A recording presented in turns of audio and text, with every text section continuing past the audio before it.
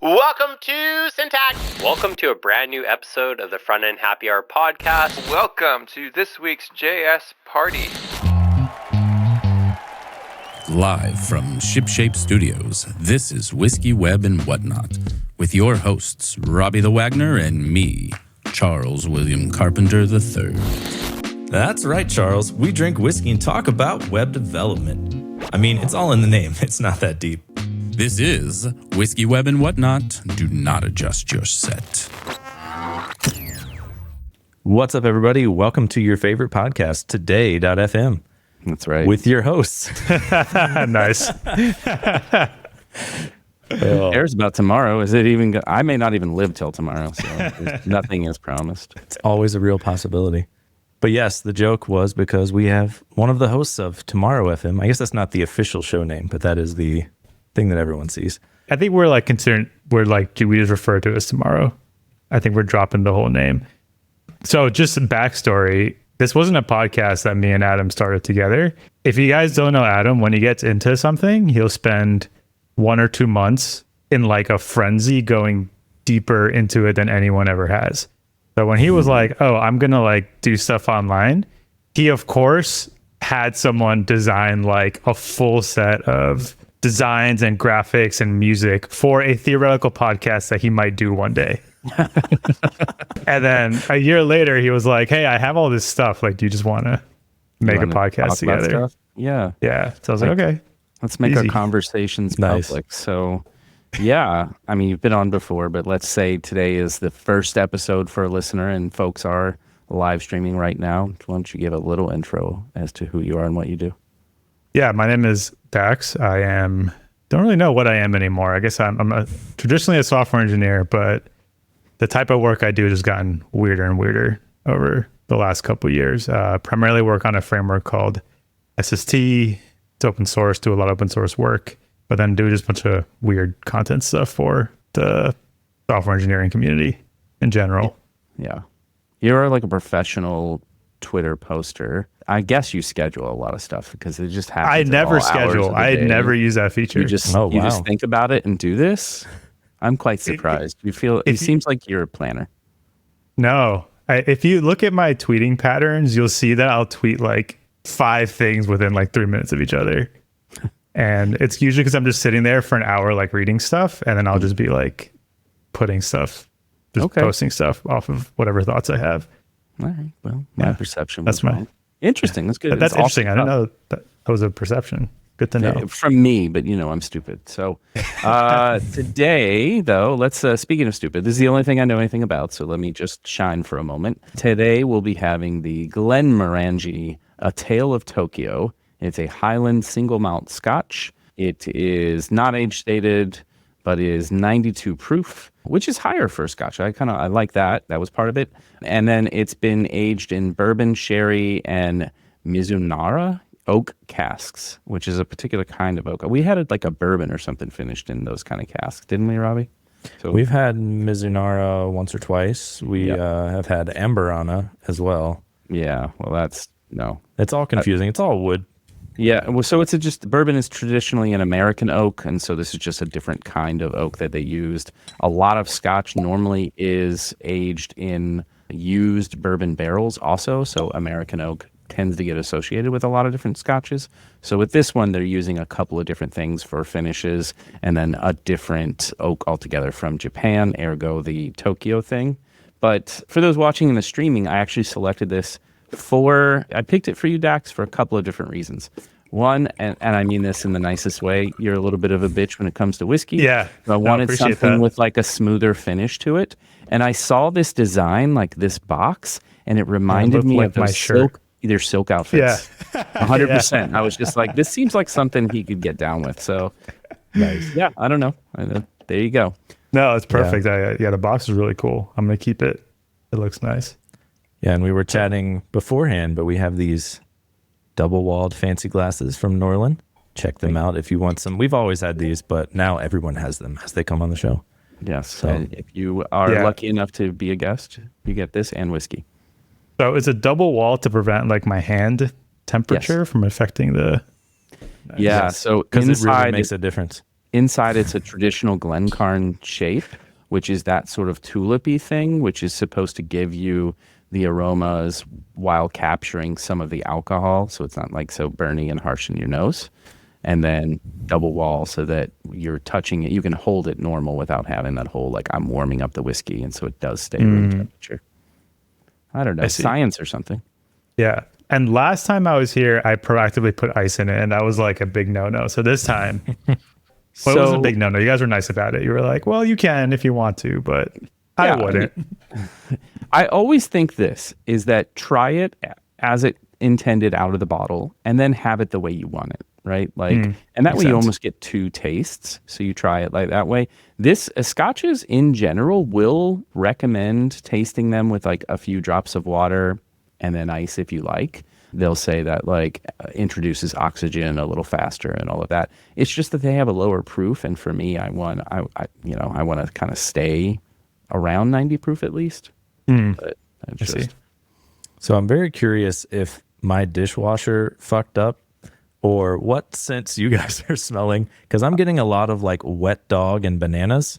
I don't know if anyone else is getting that. I'm not getting that at all. I'm actually getting some like fruitiness, like a dried fruit a little bit. Yeah, that's what I get too. I would say dried fruit. It mostly smells like alcohol. Cup is dirty. It smells like There are alcohol notes of also. alcohol. Yeah, there's definitely booze in here. I'm not going to lie. Yours was sealed when you got it, right? So Robbie wasn't able to like put something in there. Well, I didn't look too hard. Oh yeah, I get a little bit of like very light, like orange soda, almost like orange crush, kind of very light though, not super sugary, and then almost like a maple, like a little bit of creme, or not creme brulee, but like a little, I don't know, like charred maple. I'm getting like cinnamon. Maybe something spicy on the finish there. I don't know. Dax, thoughts, feelings? Well, like Tastes as whiskey. you guys said that, when you were like orange soda, I was like, oh yeah, totally, that's what it is. And then he said cinnamon, and I was like, oh, but you know what? That's definitely what it is. So I think I'm just very. It's all of the above. The power of right, suggestion hold is on, very let's strong try when it this. comes to taste. Cheesy gordita crunch. You getting that? That is funny that there's like crunch wrap kind of things. So there's a little side note as we have some sips and think about this. There's a guy that I follow on Twitter that does these little cooking videos, and half of them he does where it's like Cody while getting hammered and what he makes. And then other ones are just normal, legit cooking things. And he made this like gordita crunch wrap, but he did it with like chicken Caesar. And oh man, it looks amazing. He made his own tortillas, did these little like Parmesan crunches that he put in there, and then just the rest. Anyway, yeah, Cody something. If you like cooking things, I really love cooking content. Like I don't cook as much as I watch cooking. Yeah, I don't do either. I don't watch it or do it. You make like loose meat sandwiches or whatever that is. But You always call it loose meat. Loose and it meat? sounds- Oh my god! well, the rest of the world calls them sloppy joes, but he makes like some thing. Oh, I think you meant like deli meat. I think they refer Yes, to deli meat as loose meat. Yeah, there is a such thing as called a loose meat sandwich that is like that. But you make sloppy joes and call it something else. Yeah, and we call it hot beef, but you always call it loose meat. That's better. Honestly, They I both- haven't heard of any of this stuff before. No, you don't want some hot beef. Hot beef. They both are very I suggestive. mean, I eat hot beef every day, technically. Yeah, that's true. Twice a day. Robbie's gonna come over in April and make you some hot beef. Nice.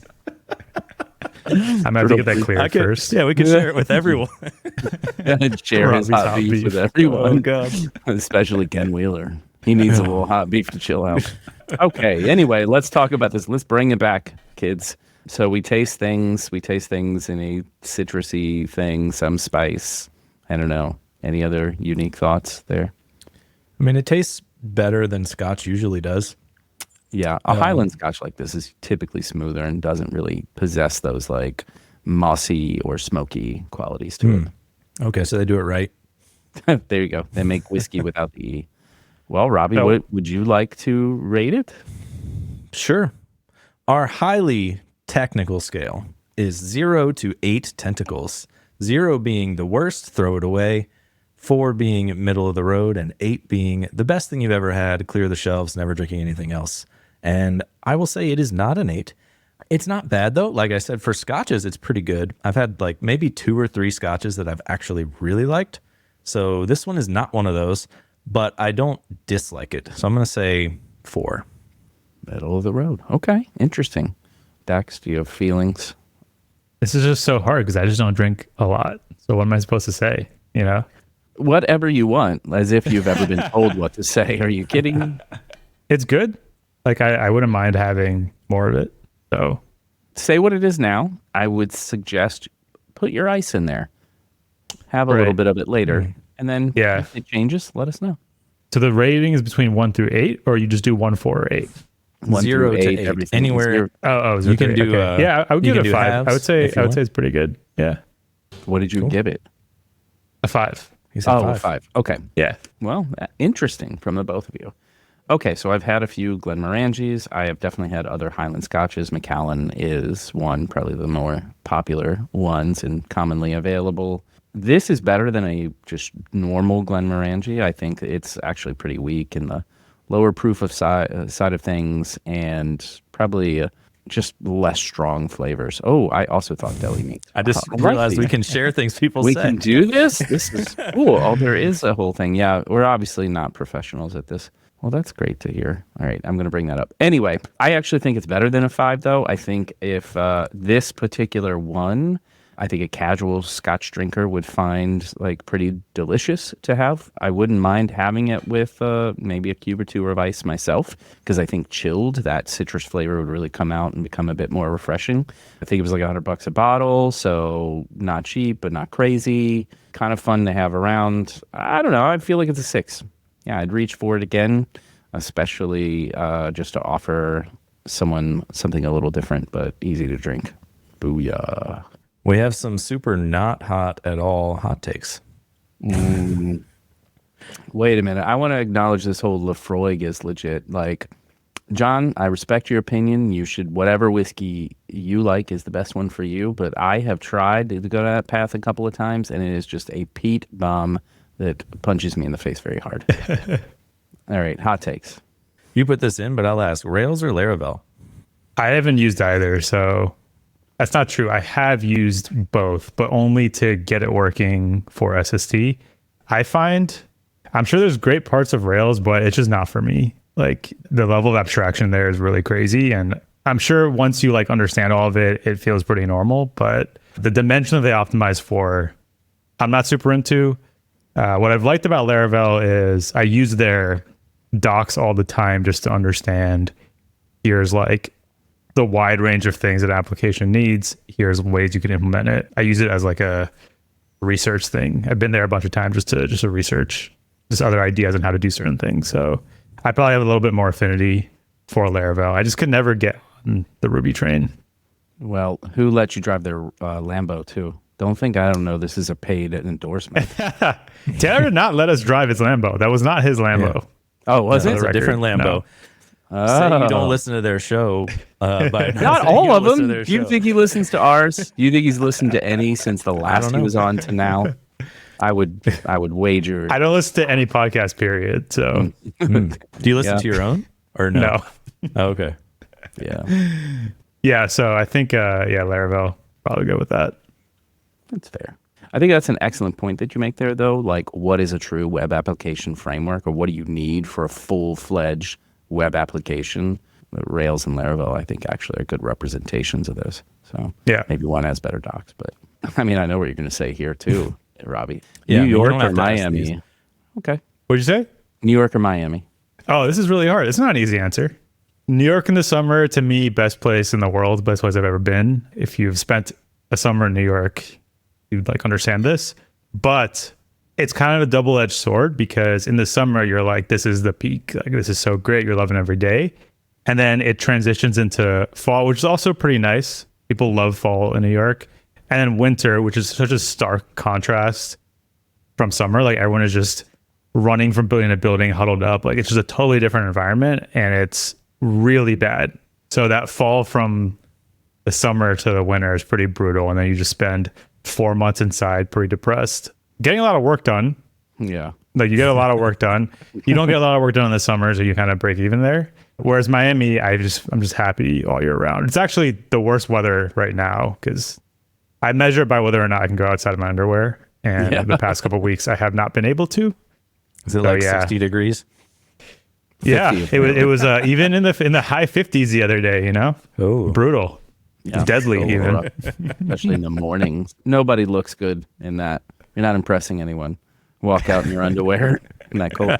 Well, see, like, good for you though, because in the desert it gets really chilly. It was we had a low of like 35 the other day, Wow. Monday I think it was.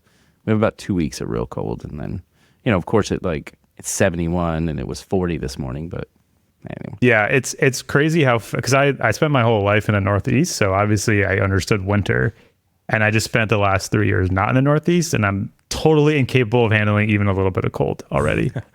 So Yeah, you acclimate quickly. yeah. yeah. It's been brutal here. Like tons of snow. I think the wind chill was like 10 today or something. Pretty cold. People love the weather. That's bad. I don't like that. I don't like those Yeah, numbers. no, thank you. No. Yeah. All right. This one is actually very easy, I would think, but let's see. Meat or vegetables? Well, yeah, I'm gonna go with meat. Vegetables are just the things you have around the meat. Yeah. You have to pick one thing. The meat eats the vegetables for you. That's the whole point, right? What I always say to Adam is, vegetables are alive too. They just can't run away from you. So in a way, it's even more messed up. Just ask him why he's eating his food's food. Why are you eating the food's food? That's weird. The messed up thing is I'm pretty sure my ancestry going back like 10,000 years has been 100% vegetarian, and I just like broke the combo by eating 2 steaks every day. Yeah, I mean, I have a side of broccoli every single day with the steak so I don't die. But yeah, obviously I'm gonna go with the 2 meat. steaks every day. So do you On the like weekdays, season yeah. them different, or like do you just not get tired of that same flavor? So steak is one of those things where it's so easy to make. It's like such a basic thing. It's a single ingredient. There's not too many different ways that you can season it. There are, but like, nothing that crazy. Yeah. But you can get to such a crazy level of precision with how you make it. So I got really into just experimenting with every single combination of thing. And when you're doing it every single day, you can really drill down to, I did this different and it resulted in this. So you can kind of really nail down what works well for you and like what you actually like. So I've gotten to a point where the steak that I make, to me, is like one of the best possible meals that I personally could have. It's better than 90% of restaurants I would go to. So because of that, every single day, it just feels like a big treat. So is it more about process and like how delicious that is, and less so like you're not like doing the carnivore diet and trying to like look at health metrics and this change? I actually am interested in that too. I'm going to get blood work, I think, next week, because I've been doing this for 3 or 4 months. So I want to get blood work to see if I'm dying or not.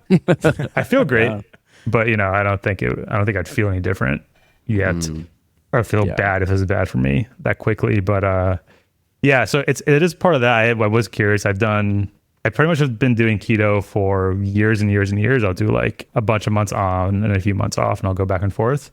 But I never fully did this like straight up meat heavy approach. So like the health effects aren't anything new. It's like effectively the same as keto, but the taste effects are pretty nice. Yeah, the deliciousness is a good enough reason. I saw that Brian Johnson documentary recently, though, the whole "Don't Die," and then of course he's all over Twitter too with a bunch of metrics and all that kind of stuff. It's like kind of weird, but also super. His nighttime erection count. Things exactly. Like that. Yeah. Sorry, he's not taking applicants for that, but sitting there, one more boner. I don't know. There it is. Yes. Okay. Mark it down again. It's interesting in general, especially when I'm in like the other side of that and I think about it some. I have no desire to go down an extreme path like that, but maybe do a few things better wouldn't be horrible. Where's the Apple Watch boner tracker? That's what I want. Like it's in the new one. It's in the new one. You can't wear it on your wrist though. Yeah. It's connected. What is the ring that was like popular? It's just the Oura ring. Yeah. It's just slightly larger. The Oura. just slightly though. Yeah, very slightly. I want to announce this episode was brought to you by the Oura cock ring. It doesn't exist yet, but it might. It might now. Robbie's the first tester. I think the youngest of us. He's got the most. Anyway, okay, that devolved a little bit. And, well, you keep agreeing to do this with me. I don't know what else to say. I do. Okay, for real, like talking about like refining a process of something that you're super interested in. Some of your technological opinions, which we've gone down that path a little bit. Anybody can spend 5 minutes and see you 45 different tweets where you will rant about how stupid everyone is. And you might be right. So, you're a perfectionist in many ways. What are you bad at, though? What are things that you just like, no idea or just have failed at? I'm a horrible singer. Okay, well, yeah. Not what you were expecting, but in terms of the With that category that you voice, were looking for. Yeah, with that voice, I'm surprised. But I've had random people come up to me and be like, "Oh, are you a singer? Like, are you I forgot what type of singer has a deeper voice. Alto, so I don't know what it is. I've had people just randomly ask me that, but no, I'm a horrible singer. I have horrible control over my voice, and it's just not good. It's not very good. In terms of what else I'm bad at, I don't really know. I think that's it. I'm pretty much literally good at everything else. The one thing you can't really control, you have to be bad at. Yeah, exactly. This is just a genetic thing. I'm bad at being tall. Like, that's true, Yeah. Like, are you a bad driver? Are you... I'm definitely one of those people that is absent-minded. Like, I'm not like with it a lot of the times. I'm like forgetful, and I'll like lose myself and realize 30 minutes later I was supposed to be doing something else. I'm surprised I made it on time to this thing. I'm usually like an hour late to meetings. Yeah, well, you know that I know where you live, so yeah, there's that. Well, I saw this. You guys sent me this bottle and these glasses, and I was like, I'm gonna feel really bad if I am late. Yeah. So what's really funny though that you never feel bad about is not inviting Robbie to your house. I love that he never gets the invite, and he's like, "Should I just come?" And I'm like, "Yeah, I guess." I'm just gonna come anyway. I assume it's fine. Yeah. Dax did say, like, he's invited. I just thought you'd tell him. And I was like, no. I'm going to really milk this. So no, I explicitly don't invite him. Yeah. That's on purpose. And he comes anyway, and it's really awkward. So what am I going to do about it? He showed up. You're hosting. You're busy. You can't get rid of him. And he knows this and takes advantage. Are you guys coming this year? Mm-hmm. Mm-hmm. Nice. We're actually going to have quite a spread set up. I guess we can, for those who are on the live stream and who in a few weeks people will find out other than that. So the theme is going to be rum, react, and ramblings. Thanks, Michelle. And we're going to have like a nice setup. It's going to be rum. That's brilliant. Right? Because Miami's all about the rum. Exactly that too. So just like, and we're all about the alliteration. We're about alliteration. We like reasons to make T-shirts, and we're gonna have like a good setup there. So, yeah, Liz's dad makes mojitos, but he uses Sprite instead of that's what tonic water. What I'm using, tonic water, I guess. Right, and it is really good.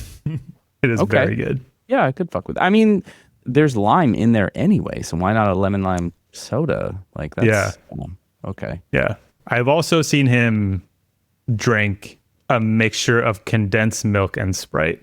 So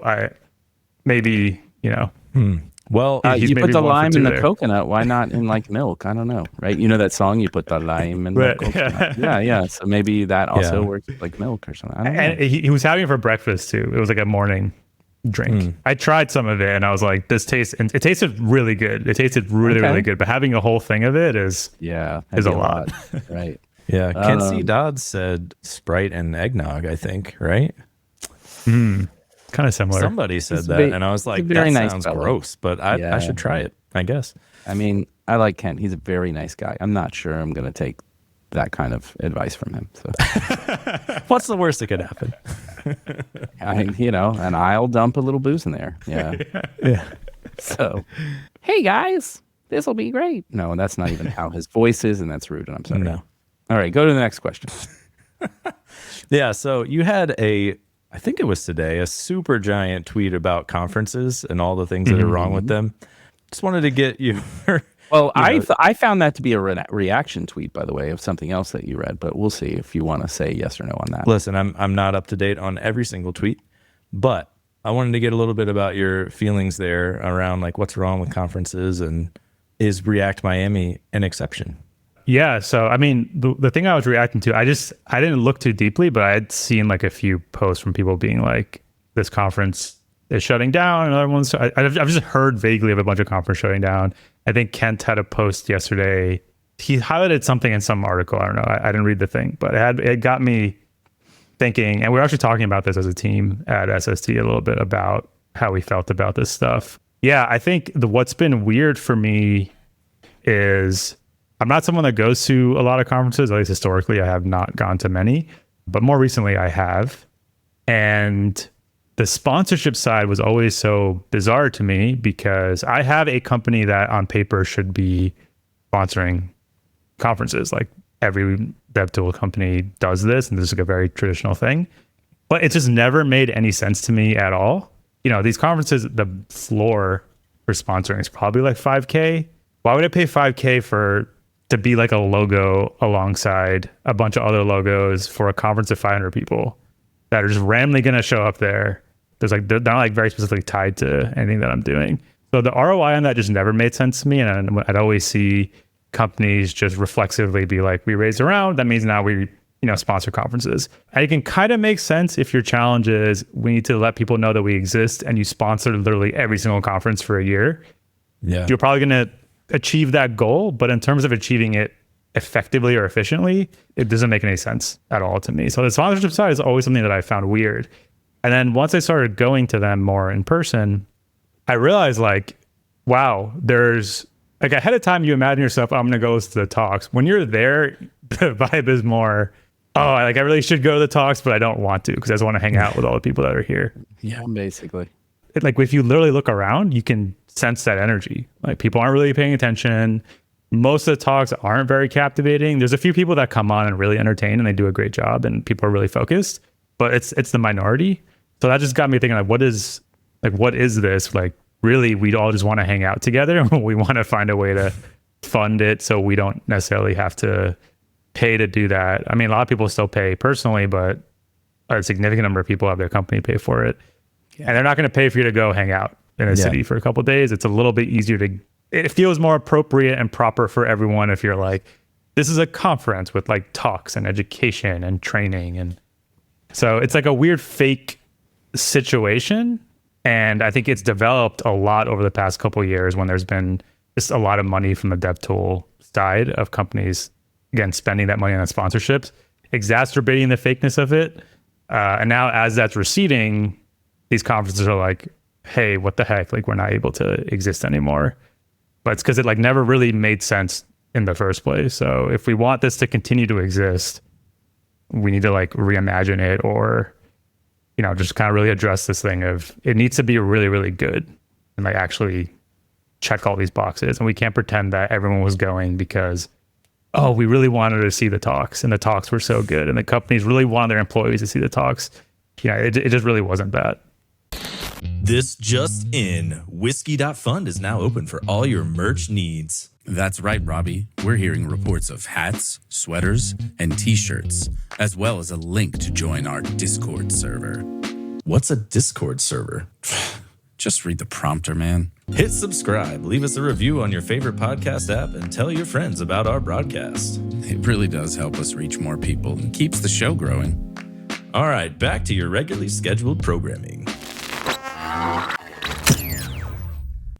Yeah, I think the sponsorship thing is interesting because, I agree. I think maybe just when money was free and it was a tax write-off to sponsor things, it's like, all right, just throw it at it and we'll get a little bit of SEO if we like sponsor everything and our link is everywhere.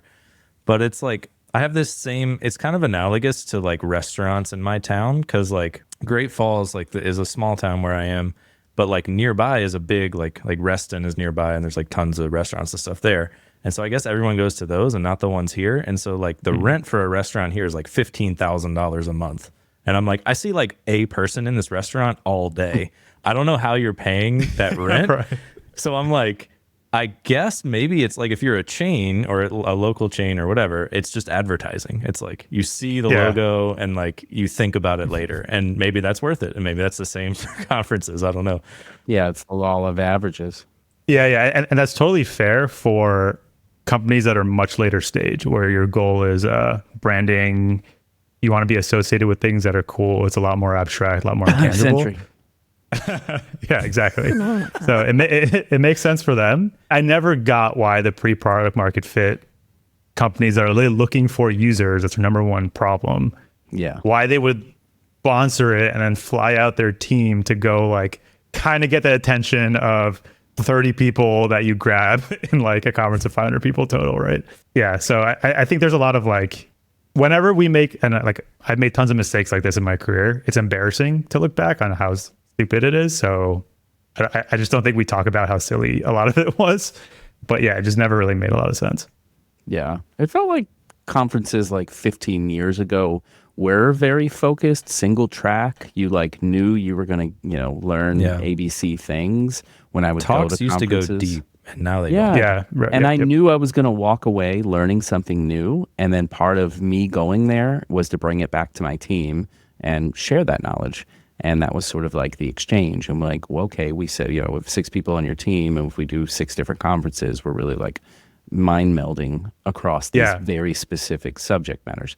But then, I think it has become a little bit silly because I feel like for many conferences, it is community over actually learning something new lately. And then, where's the ROI on that? I've always heard that sponsorships were not, we know we had a company that sponsored too. And what did that get? Did that turn into any paid contracts? Probably not. So, it's just about putting your logo there and feeling like you got to a level, I guess. And that can make sense if you're like, I am a more established company and I want this type of thing to exist. So I'm like, it's almost like a charity thing. Yep. It just, to me, it just never really made sense for the earlier stage companies to be doing that. And then in terms of the talks themselves, like I said, I didn't go to conference for most of my career, but I did watch a bunch of talks online. So I do recall there being like really important talks that had a big impact on my understanding of something or my exposure to something or me just heading down. Like I remember there's certain things I watched and I headed down like a certain path for years as a result of that talk.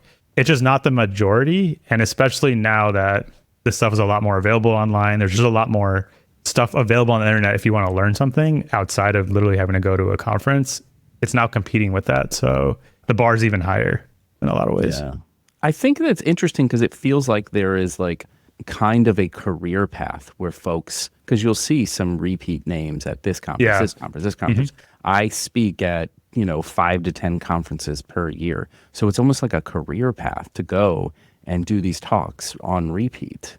Yeah, it's like more marketing than development, which I thought was always kind of odd. And you have this whole process for like submitting talks to various conferences and hoping to get in to talk about like your little thing, but also really develop personal branding. It's almost like that. It's like, I want to get out there so I can become a known entity and be more valuable in that way, rather than I'm invited to a conference because I've done these incredible contributions and did this new feature. And now I'm going to show you all that thing.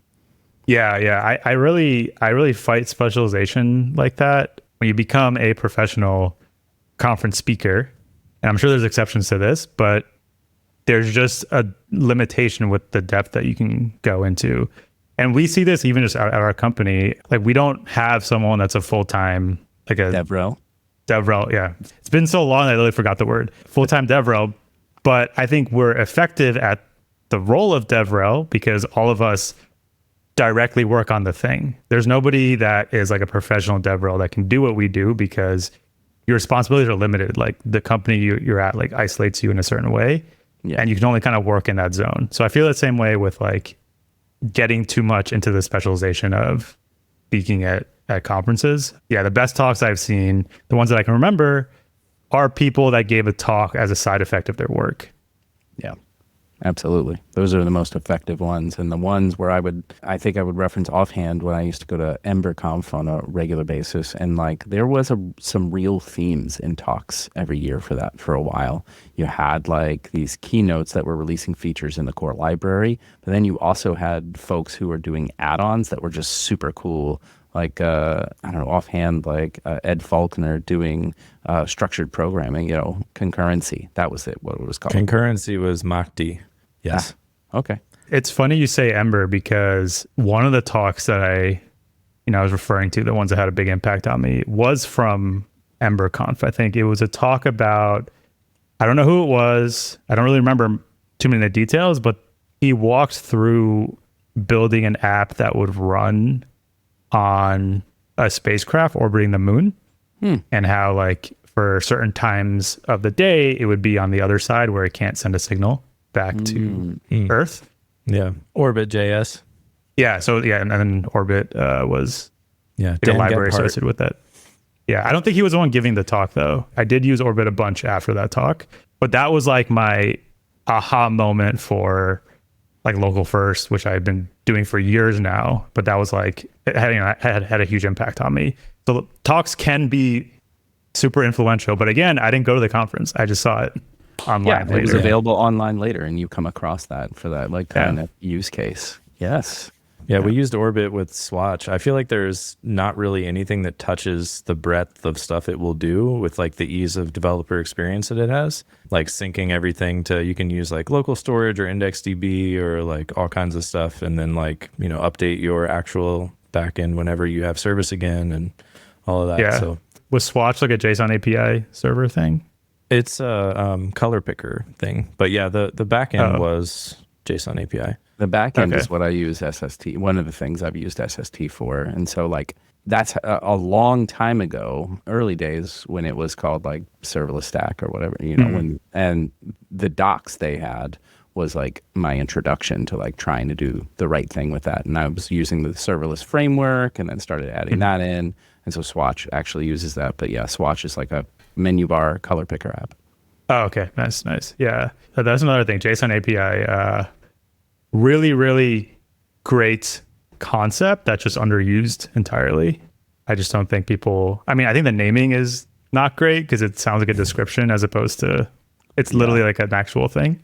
Yeah. But they've thought through, the spec. Yeah. They've thought through all the scenarios, and any scenario you're going to run into, there's probably a way to do it in the spec. Yeah. So that whole world's super interesting. And I was in there for a bit. Unfortunately, it never grew beyond the little circle it's in. Yeah, they've had a big marketing problem forever. You know, I don't know how you solve that. Things that are cool just are cool because they are. Like you were there at the right time and it took off. Like GraphQL was this huge thing. And they say, Chuck, your volume is really low. Yeah, I'll try and turn it up. I'm probably too far away from the mic too. You know how this thing, you got to eat this thing. Let's make sure you move positions a lot and change your volume a lot so it's really easy for editing later. Perfect. Yeah, we'll change the volume completely. Listen, we pay people for a reason. Yes, and maybe we need, Flip Media. Apparently he's good at these things. I'm not sure. He's probably too expensive for us. So. He is quite in demand. Yeah, and that, he's like looking for cool people to work with, Robbie. Not guys who wear Viore hats. Hey, my wife got me this hat.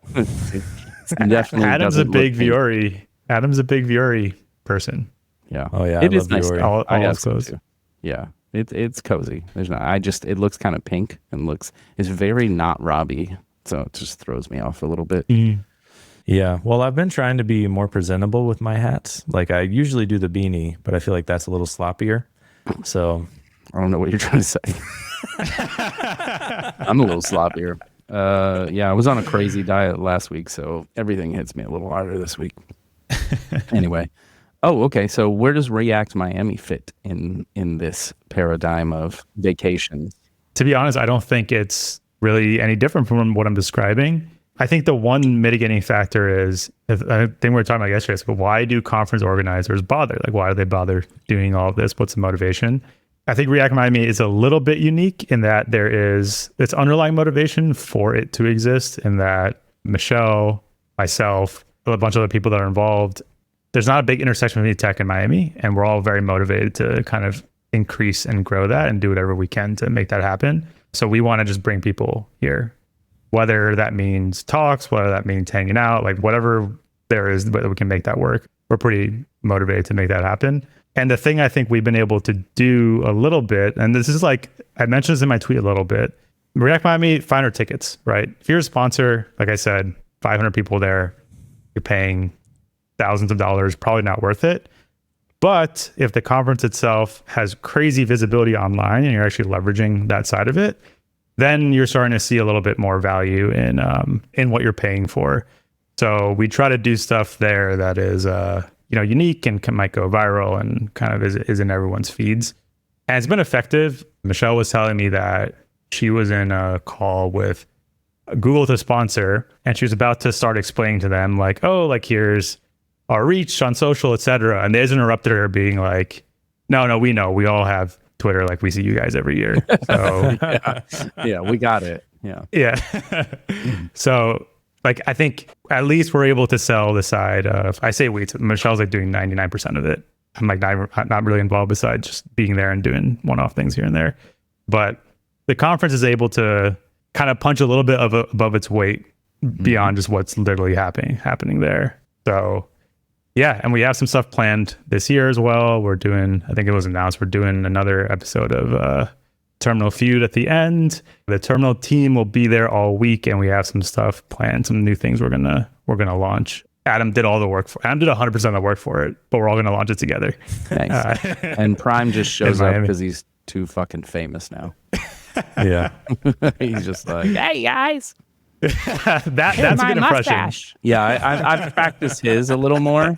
I'll continue to do that a little bit when I see Yeah. him. We got to work on the mustache game before we go. You think you could I'm grow not one between growing now them. and then, Chuck? I mean, I look like a French parody. Like it's not a good thing. I did Movember one time, like with the official org, and I was raising money and all this stuff, and I raised enough to get invited to like this event in DC, and it was like cool. So I go to it, and then I get nominated for worst mustache of November. I was one of 3, and I did not win, but I was real pissed about it. I was like, okay, so I'm just not doing this anymore. Thanks. Like that's how you felt about it. But yeah, They're like, it's the thank you. mustache Now we're gonna thing. make fun of you.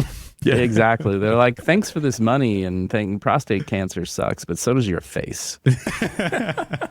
So yeah, I'm not going to grow a mustache. I'm just going to go ahead and put it up. If you want to be that guy, Robbie, you definitely can, and I'll just do like move your mouth, and I'll do the voice, and then we'll just kind of figure out that kind of thing. That would actually be great.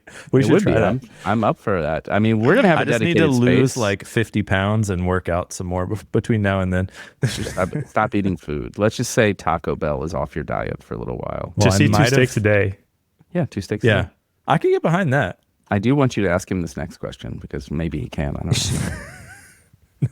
Yeah, I just put a bunch of stupid questions in here because Chuck was busy and didn't write notes. But I said, can you help me set up my router? Because you were talking about. Yeah, I probably can. If you're having trouble, if you're worried about getting the max speed, I just did a Yeah. deep dive on it. You have to have I the right think it's- cables in the right port too, right? You Yeah. learned that like not all Yeah. the ports are fast enough. Yeah, I did. I actually did get that one. Yeah, it's not intuitive because I also have an Eero and like the ports. I don't know if the models are the same, but like mine, the faster ones are not port 1 and 2. It's port 3 and 4 or something. And I'm like, so I had everything in like the first couple ports. Like these got to be the better ones. And then I finally read the back and I was like, oh shit. Okay. Yeah. And then like your cable matters too. Also, like for mine, when I plugged it straight from the modem into the Eero, it was like disconnecting constantly into the faster port. It was like it would like flip between 2.5 gigabit back down to 1, and then it was a weird thing. And I had to put a switch in between to get it all working. And I'm like, there's no way random people that just buy this service are like getting it in this right. It's impossible. Yeah. Yeah.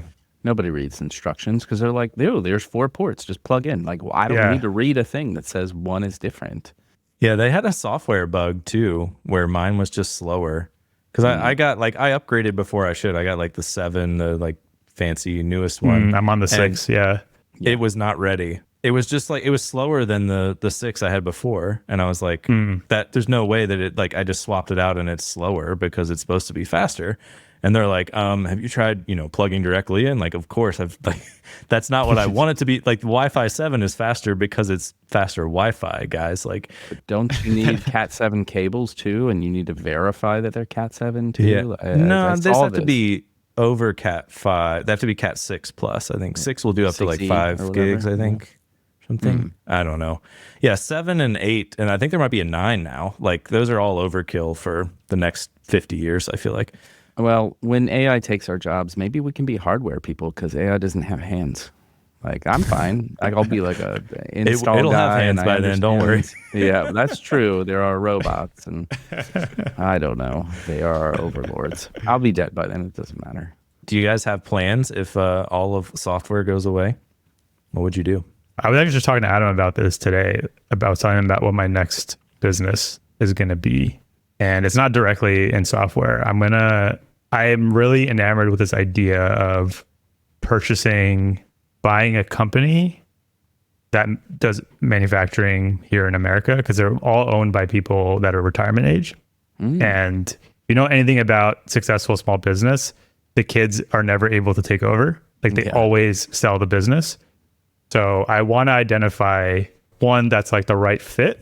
And I want to manufacture very specifically drone parts, because there's a certain set of parts, even if you like bring drone manufacturing to the US, there's a bunch of parts that are still only really purchasable from China. And like that feels like the right narrow scope to focus in on and build a business that can build those, and then really focus on automation and then see where you can expand to from there. So I'm very much in on like kind of building physical stuff. Yeah, I think that's a good spot to go into. And that's an interesting niche where you're predicting ahead where there'll be a greater demand or necessitation, possibly tariffs or something, to source locally. I figure that it's going to be, and it already is, like a big military need. And if it's in the military supply chain, we can't be buying our parts from China. So I think there's a big need. And like I said, it's like a part. It's not like a whole thing. So you can kind of ease your way into manufacturing it. But the goal would be to be like a much bigger player in manufacturing in general. Yeah, get something that's in the black and then start to expand it. Yeah.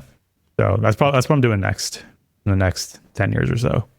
Okay. Yeah. Whether or not I think physical AI things. happens. I think physical things are definitely like, if you don't have something making a thing that people can touch and feel, get on that right now, because that's something we're gonna need. Yeah, it's harder to compete with like once you have that going. Like there's not going to be an overnight technology that obviates a physical thing as much as it happens with software.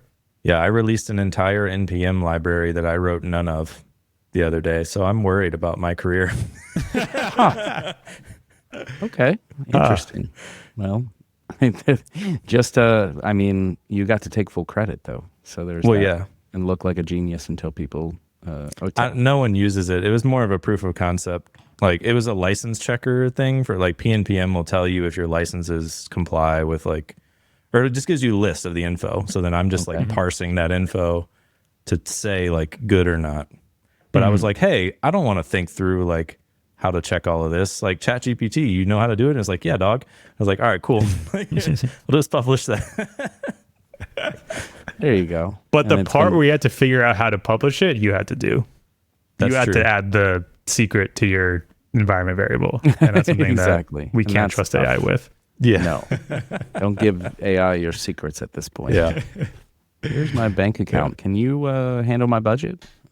Sure can. Actually, move all your money away. I do literally that, but it's been fine so far. Okay. Yeah. Keep us updated.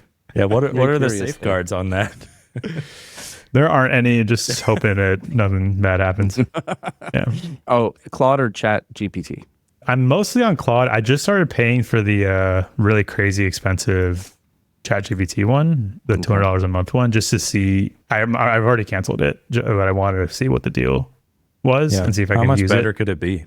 It's meant for a completely different type of workflow because it takes minutes to respond. So it's not a type of thing where you're like having a back and forth conversation on it. It's more like I'm going to write up something complicated and it's going to come back to me with like a large result.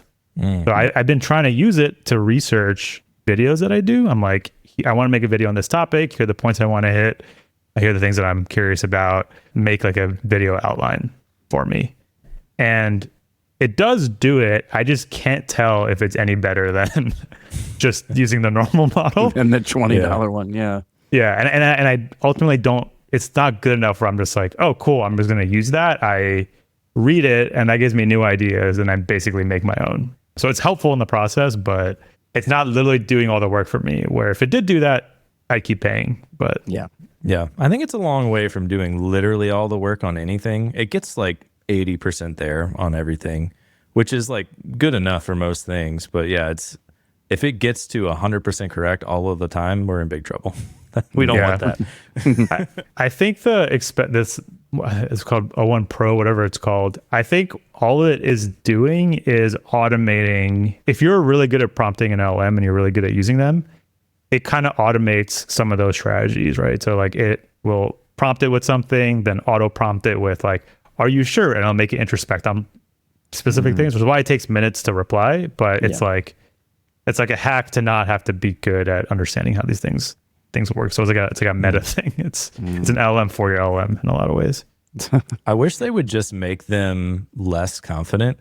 Like my biggest problem is that it goes, hey, this is the answer. This is 100% right. Here you go. Run it. Done. And you're like, actually, did you think about this? It's like, oh, you're right. Now here's the Apologies. real 100%. How about this one? Done. Yeah. Why don't Yeah. they just be like, hey, I think this might be right. Maybe you should try it and validate that this works. Like, be a little more humble. Don't be like, I got you. This Yeah. is it. A lot of times I'm asking about like very obscure AWS behavior. I'm just like, what happens in this type of scenario? And it does reply to me with confidence. And it's usually what I want to hear. And sometimes I'm just like, this is way too good to be true. And I say, are you sure? And it's like, you're right. I just made that up. I just know when it's too good to be true. It's like, what? They have the exact API for the exact thing that I need? No, they don't. Yeah. No, they don't. No, but wouldn't it be great? Have a good day. Exactly. Thank you for your buddy. Yeah, I guess one final thing, kind of related to like AI taking jobs and whatever. What do you think people should be learning if they want to continue to get jobs and stay relevant over the next 5 years or so? Yeah, I was saying this the other day where I've like stopped giving career advice. And I've like kind of stopped. It's like as I've gotten more experience, I've just had less and less career advice to give. I think one part of it is because it just as your career goes on, like the way you look at your career is very different from someone at a different phase. Like you have access to things that they don't. So the way you think about it all is totally different. And number two, like my personal career has just gotten really weird to the way I think about things. Just, I don't think are broadly applicable. So I can really only speak to like what I'm happy about and what led me to where I am. Again, it's like very narrow and not really general for most people. But I think the key thing is no matter what space you're in, no matter what you're doing, you have to feel like you're going 100 times deeper than everyone else around you. It doesn't really matter if it seems to make sense at all. It doesn't matter if it's like, oh, it's worth going deep in this because of XYZ.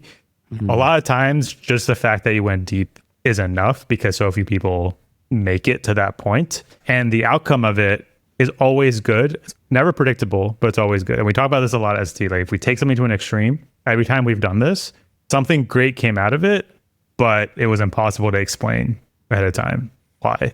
So not most recently, but the last thing I can think of that fit this is both for terminal and for SST, we went crazy deep into understanding terminals and ANSI codes and multiplexing and how that whole world works.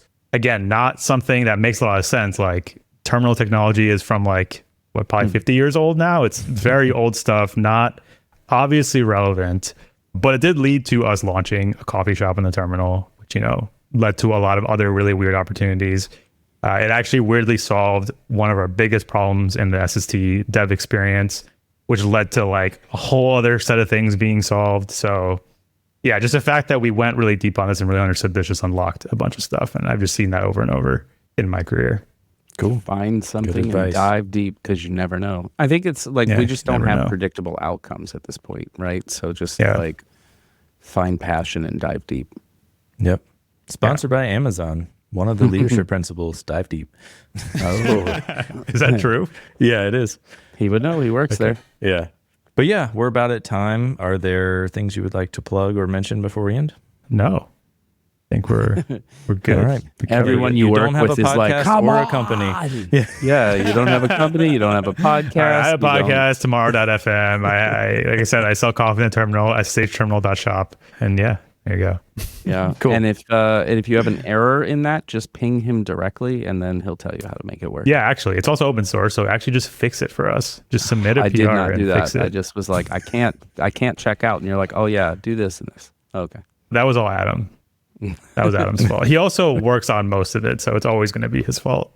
Yeah, but absolutely. still We'll gonna just blame him either way. Fuck that dude. Just kidding. Please, come on. You've been watching Whiskey, Web, and Whatnot, recorded in front of a live studio audience. What the fuck are you talking about, Chuck? Enjoyed the show? Subscribe. You know people don't pay attention to these, right? Head to whiskey.fun for merch and to join our Discord server. I'm serious. It's like 2% of people who actually click these links. And don't forget to leave us a 5-star review and tell your friends about the show. All right, dude, I'm out of here. Still got it.